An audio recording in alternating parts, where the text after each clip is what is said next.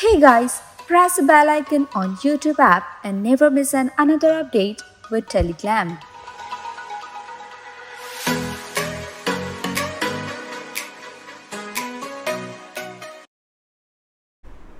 लेकिन चिंता आपसे ये जानना चाहेंगे, आपको नहीं लगता इस शो में ये लग रहा है कि सब सिर्फ अपना लव एंगल बनाने गए हैं? क्योंकि पिछले कुछ बिग बॉस सीजन्स में लव एंगल काफ़ी फेमस हो गया था, तो इसी वजह से लोगों ने ये सोच के ही गए थे। इसीलिए बिग बॉस ने फर्स्ट डे हमें बोला भी था, हाँ कोई यहाँ पे सिद्धार्थ बनने आए हैं तो कोई यहाँ पे रुबीना बनने आए हैं, क्योंकि लोगों ने इतना ज़्यादा देखा पिछले के सीजन्स को। और मज़े की बात तो ये है कि जब भी बात होती थी सब बोलेंगे अरे मैंने कभी नहीं देखा, अरे मैंने कभी नहीं देखा। हाँ कभी कभी इधर उधर थोड़ा देख लिया, पर सब लोगों ने इतना ज़्यादा देख के घुट के पी के गए हैं कि एक्चुअली उनका कैरेक्टर में भी वो रिफ्लेक्ट होने लग गया है। और उनको लगता है कि लव एंगल्स करेंगे तो वो ज़्यादा देर तक सरवाइव कर पाएंगे। और हालांकि कहीं ना कहीं वो सच भी है, क्योंकि लव एंगल से आपको कंटेंट मिल रहा है तो ऑटोमेटिकली आपकी सर्वाइवल शो में ज़्यादा दिन तक चल सकता है। बट कहीं ना कहीं फेकनेस भी दिख रही है। ऑब्वियसली दिख रही है, क्योंकि साफ लोग भी इतने, हमारे जनता बेवकूफ़ नहीं है। जनता को अगर आप बेवकूफ़ समझ रहे हो तो आप सबसे बड़े बेवकूफ़ हो, क्योंकि जनता आपसे भी ज़्यादा स्मार्ट है। और उनको ऑब्वियसली दिखेगा कि पहले तुम शालीन को सुम्बुल के साथ इंस्टिगेट किया, फिर शालीन को सौंदर्य को किस विस करवाया या सौंदर्य को किस करने में, और फिर तुम खुद ही घुस गए। तो मतलब ये कौन सा प्यार है? तो ऑडियंस को तो दिख ही रहा है कि ये सब फेक है। ओके श्रीजिता, आपने घर से क्या सीखा? बिग बॉस के घर से क्या खोया और क्या पाया आपने? खोया तो कुछ भी नहीं, इनफैक्ट बहुत चीज़ें पाई है जो हम निजी ज़िंदगी में, रोज़ की ज़िंदगी में ना हम रियलाइज़ भी नहीं करते। छोटी छोटी चीज़ें जो कितना अहमियत रखती है और कितना इम्पॉर्टेंट होता है। ऐसा भी हुआ था कि हम डस्टबिन में जाके बटर ढूंढ रहे थे और घर में हम कदर ही नहीं करते, ऐसे फेंक देते हैं। ऐसा भी हुआ है कि अब्दू का खाया हुआ दाल उसने छोड़ दिया था। ये नहीं कि हमारे लिए खाना कम आता है, पर इनिशियल 4-5 दिन हमने बहुत खाना वेस्ट किया, सब्जियां सड़ गई। उसके बाद राशनिंग जब हुआ तो कुछ रूम्स में राशन ज़्यादा गए, कुछ रूम में राशन कम गए, क्योंकि फर्स्ट वाला जो डिवीज़न था वो साजिद जी ने किया और उन्होंने अपनी मर्ज़ी से जो लगा उन्होंने कर दिया। तो कुछ कुछ जो छोटी छोटी चीज़ें होती ना ज़िंदगी की, हम खाते नहीं इतना सा दाल, अरे बच गया अभी कौन फ्रिज में डालेगा, चलो वेस्ट कर देते हो। पर उस घर में रह के मैंने रियलाइज़ किया कि छोटी चीज़ों की भी बहुत बड़ी अहमियत होती है ज़िंदगी में। और उस दिन का अब्दू का वो छोड़ा हुआ दाल से मेरा पेट भर गया, तो इमेजिन एक टाइम का मेरा लंच हो गया। तो वो कितना इम्पॉर्टेंट है। जो लोग अफोर्ड नहीं कर पाते हैं शायद हमारे देश में, उनके लिए वो चीज़ जो आप फेंक रहे हो डस्टबिन में, वो शायद उनके लिए बहुत इम्पॉर्टेंट है। मतलब मैंने खाने के चीज़ को देख एग्जाम्पल दिया, बट बहुत सारी ऐसी चीज़ें होती है हमारी ज़िंदगी में जब हमें एम्पल अमाउंट में मिलता है, हम रियलाइज़ नहीं करते हैं।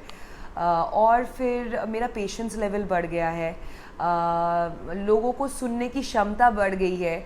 और फिर आई थिंक मैं पहले से भी स्ट्रॉन्ग थी, पर मैं जब बाहर आई हूँ और स्ट्रॉन्ग होके आई हूँ।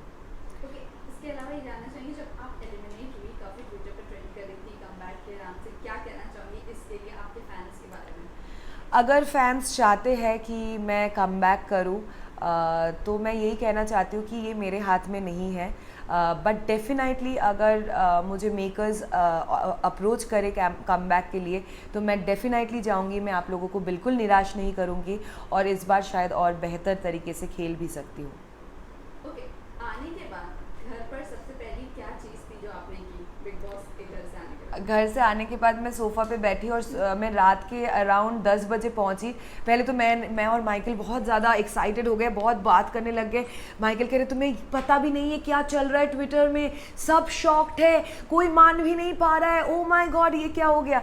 तो ये एक्साइटमेंट अपना चलता रहा 1 घंटे तक। उसके बाद मैंने बोला अब सब चुप हो जाओ, मुझे देखना है एपिसोड। और मैंने एपिसोड देखना शुरू किया, सुबह के 6 बजे तक मैंने एपिसोड देखा। पहला दिन I think I watched 8 episodes almost. फिर ये जो छोटे छोटे कट्स वगैरह भी होता है वो सब भी सारे देख रही थी। तो या watching the episode was the first thing. Okay, पूरा अगर मैं शो की बात करूं, क्या लगता है अभी फिलहाल शो कौन चला रहा है कंटेस्टेंट्स में से? कौन चला रहा है शो? एक्चुअली सबके बहुत टेक्स है इस शो में। मतलब ऑडियंस के लिए चला रहा है या घर कौन अंदर से चला रहा है? ऑडियंस के लिए। ऑडियंस के लिए I think Abdu is playing a great part, amazing part. मुझे लगा आपका आप मतलब आप पूछना चाहते हो कि घर के अंदर किसका मास्टर माइंड चल रहा है। घर के अंदर अगर मैं बोलूँ, एक्चुअली सभी अपने में सोच रहे कि हमारा ही चल रहा है, पर बाहर कुछ और ही दिख रहा है। पर कहीं ना कहीं हाँ, जिन लोगों का बहुत ज़्यादा इन्वॉल्वमेंट मुझे दिखता है उनमें से है प्रियंका है, निमृत है, वो भी काफ़ी इन्वॉल्व रहती है, शिव है, कहीं ना कहीं जो दूसरा और एक ग्रुप है वहाँ पे शिव बहुत टाइम पे स्टैंड लेता है, वहाँ पे एमसी स्टैंड भी स्टैंड लेता है, एमसी स्टैंड एंड स्टैंड, वो बहुत स्टैंड लेता है। तो या ओके, इसके अलावा खैर आप अंदर से आए तो आपसे ये जानना चाहेंगे, बाहर फादर सुम्बुल के फादर के जाने के बाद, बोलकर जाने के बाद अब्दू और सुम्बुल को बहुत ही ज़्यादा कंपेयर किया जा रहा है।